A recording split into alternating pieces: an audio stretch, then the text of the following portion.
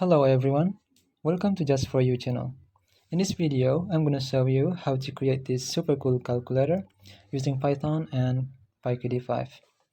But before we get into it, let's take a look at the final results that we want to achieve at the end of this tutorial. So basically what we have here is an arithmetic calculator. It has all of the functionalities needed to do an arithmetic operation. Let's just give it a try.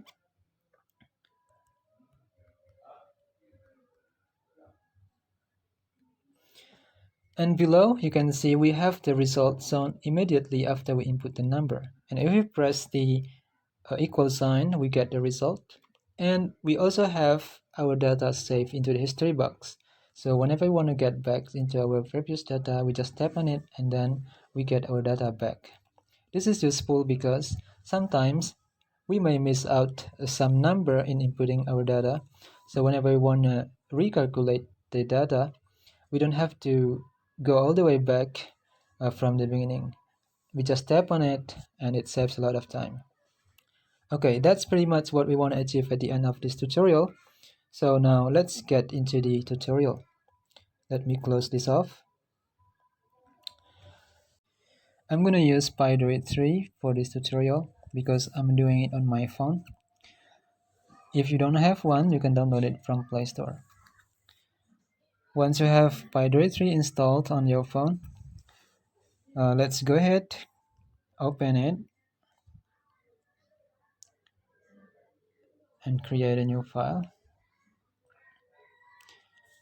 Okay, now first thing first, we need to import sys. Import sys, and then we import PyQt5 package, Qt widget.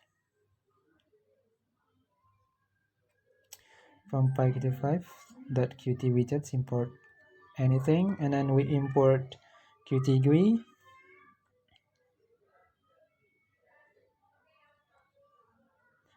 and Qt core.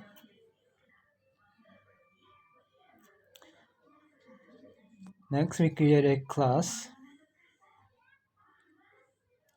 We name it calculator,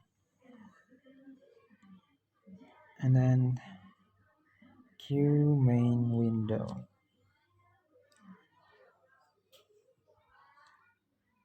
Init, and then super. Right in there, we type calculator self.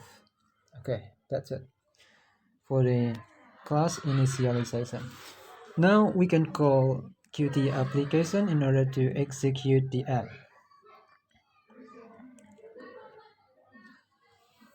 Q application sys.org, and then we create an instance, for example GUI equals calculator, and then we show the GUI.show.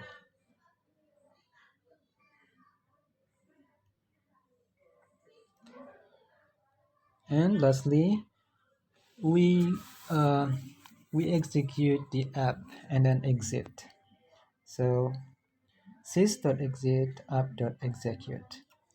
Now we can run this code to see if we have any error or not.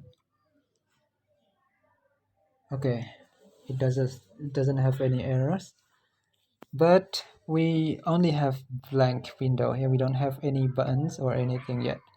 So next step is we're going to populate this blank window with a lot of buttons. But we'll do it in the next tutorial because we've already taken up a lot of time to do this introduction tutorial. So stay tuned, see you in the next tutorial.